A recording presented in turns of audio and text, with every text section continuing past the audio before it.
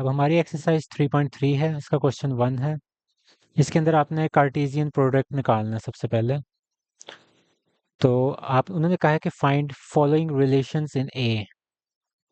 तो सबसे पहले आपको यानी कि ए के अंदर रिलेशनशिप बनाना है, तो वो आप सबसे पहले ए क्रॉस ए निकाल लेंगे।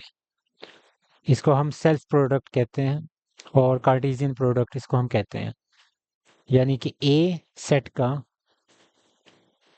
के सेट के साथ ही आप कार्टेशियन प्रोडक्ट निकाल लेंगे।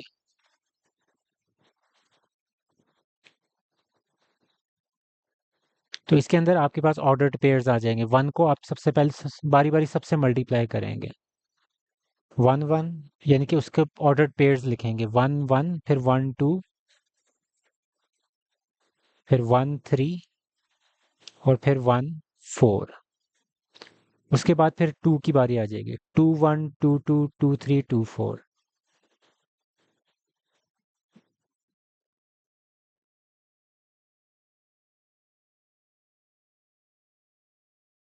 उसके बाद आप थ्री की स्टार्ट करेंगे। Three one, three two, three three, three four.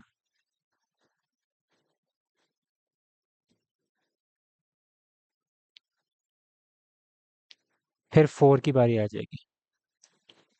Four one, four two, four three, four four. और यहाँ आपका कार्टेशियन प्रोडक्ट खत्म होता है।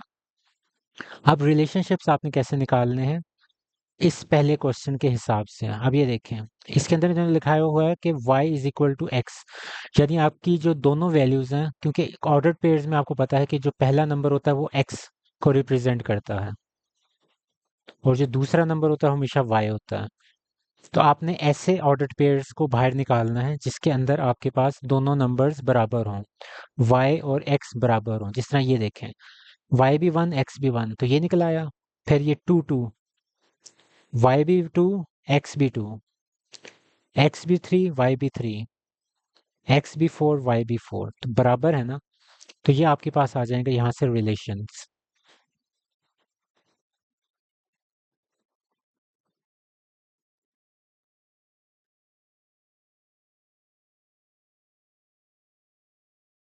और उसके बाद उन्होंने कहा हुआ है, जब आपके रिलेशनशिप आ जाएंगे सारे इस हिसाब से जो आपकी कंडीशन दी हुई है, उसके बाद आपने आखिर में काम करना है कि डोमेन और रेंज निकाल देनी है एक ईच रिलेशन के।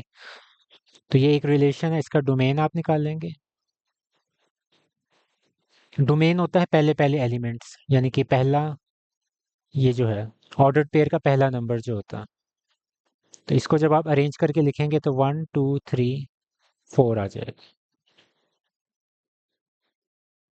इसी तरह इसी रिलेशन की अगर आप रेंज निकालेंगे तो वो आपके ऑर्डर्ड पेयर्स का दूसरा दूसरा नंबर है।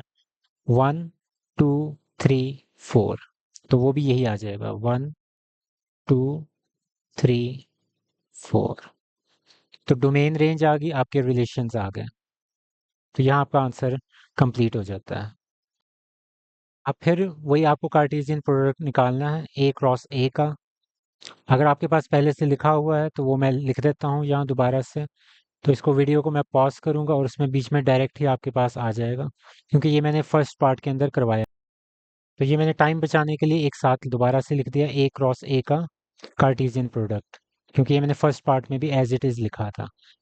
अब रिलेशनशिप आप कैसे निकालेंगे। अब रिलेशंस आपने ऐसे निकालना है कि अब ये देखें, y और x, इनको अगर आप ऐड करें तो 5 आना चाहिए। तो वो कौन कौन से पेयर्स है जिनमें जिनको ऐड करने से 5 आ रहा है। वन प्लस वन टू हो जाएगा, नहीं सही। वन प्लस टू थ्री, तो ये पहला आपका ऑर्डर्ड पेयर ये निकला है। वन प्लस फोर वाला जिसमें आपके पास 5 आ गया। फिर दूसरा ऑर्डर्ड पेयर निकालें जिसमें 5 आ रहा है, वो ये है। फिर आपके पास ये आ गया, थ्री प्लस टू फाइव। फिर आपके पास फोर प्लस वन फाइव। तो ये आपके पास ये वाले जो ऑर्डर्ड पेयर्स हैं, one four, two three, three two, four one. तो ये आपके ऑर्डर्ड पेयर्स हैं और ये आपके रिलेशंस बन गए। अब इसी रिलेशन से आगे डोमेन और रेंज निकालनी है आपने। तो domain of R the first elements of each ordered pair, one 2 3 4। ये आपकी डोमेन आ गई। उसके बाद फिर आपने रेंज निकालनी है आर की। तो second numbers of each ordered pair 4 3 2 1। इसको उसी तरह लिखना है जिस तरह आपके इसमें लिखे हुए हैं। इसको अपनी मर्जी से आपने डायरेक्शन चेंज नहीं करनी। तो रिलेशंस भी आ गए आपके, डोमेन भी आ गई और रेंज भी आ गई। अब ये थर्ड पार्ट है। वैसे के वैसे मैंने जो कार्टेशियन प्रोडक्ट लिखा था वो उसको मैंने वैसे ही छोड़ दिया। तो इसको आपको हर पार्ट के लिए अलग से लिखना पड़ेगा, लेकिन क्योंकि टाइम वेस्ट होता है इस वजह से इसको मैंने वैसे ही रहने दिया है। अब इसके अंदर आपने रिलेशंस दोबारा अब नई कंडीशन के हिसाब से बनाने हैं कि आपकी अगर आप एक्स और वाई को ऐड करें तो 5 से छोटी रहनी चाहिए वैल्यू।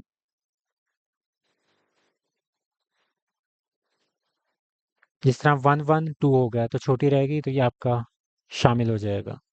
1 2 3 ये भी सही है, ये भी सही है, लेकिन ये आपके पास 5 के बराबर हो जाएगा, तो ये उसका रिलेशन का हिस्सा नहीं होगा आपके। फिर ये 2 3 ये 3 हो गया, 4 हो जाएगा 2 प्लस 2। ये 5 है, ये नहीं शामिल, ये भी नहीं शामिल। 3 प्लस 1 4 ये भी शामिल है, और आगे कोई भी नहीं शामिल, क्योंकि 3 प्लस 2 5 हो जाएगा तो वो बराबर हो जाएगा। हमें सिर्फ 5 से छोटी वैल्यूज चाहिए और इसमें कोई भी नहीं होगा। तो जो ऊपर हमने मार्क किए हैं वो वाले आपके रिलेशंस आ जाएंगे।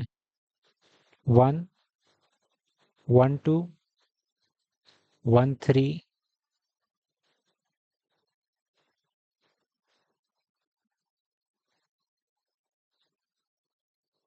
तो ये आपके आगे रिलेशंस। अब इसी के हिसाब से आपने डोमेन और रेंज निकाल लेनी है। और जिस तरह के यहाँ डोमेन और रेंज का बेसिकली एक सेट होता है, तो सेट में कोई भी रेपिटेशन ऑफ एलिमेंट्स नहीं होती कभी भी।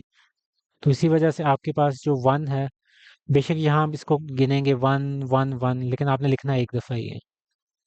इसी तरह 2 2 और 3, तो 2 एक दफ़ा आएगा और 3 भी एक दफ़ा आएगा। सिर्फ एलिमेंट्स को रिपीट आपने नहीं करना कभी भी। फिर आपके पास रेंज आ जाएगी, यानी कि सेकंड एलिमेंट्स जो हैं ऑर्डर्ड पेयर के। तो 1 2 3 है और 1 2 3, तो 1 2 3 बेसिकली उसकी रेंज हो जाएगी। तो रिलेशंस आ गए, आपकी डोमेन आ गई और आपकी रेंज भी आ गई। अब ये फोर्थ पार्ट है, और नीचे आपके पास कार्टेशियन प्रोडक्ट सेम है, जो कि A cross A self product है। इसमें आपके पास कंडीशन क्या है कि आपके पास x plus y greater than 5 होना चाहिए। तो इसका रिलेशन डिफरेंट हो गया। 5 के बराबर नहीं होना चाहिए, लेकिन 5 से बड़ा होना चाहिए। तो ये 2 हो गया, ये भी नहीं शामिल, ये भी नहीं शामिल, ये भी नहीं शामिल, ये भी नहीं शामिल। ये 3 हो जाएगा, अब यहाँ से शामिल होना स्टार्ट होंगे, क्योंकि 2 प्लस 4 6 हो जाएगा। तो आपकी एक्स और वाई को ऐड करके 5 से ग्रेटर वैल्यू बननी चाहिए। ये 6 हो रहा है, ये 7 हो रहा है। 6 7 8, तो ये वाला आपका जो ट्राइंगल है ये चीज़ बन रही है। तो ये आपके रिलेशंस हैं। 2 4 3 3 3 4 4 2 4 3 4 4। तो ये आपके रिलेशंस आ गए हैं। अब इसमें से आप डोमेन और रेंज निकाल लें। डोमेन आ जाएगी आपकी 2 3 4,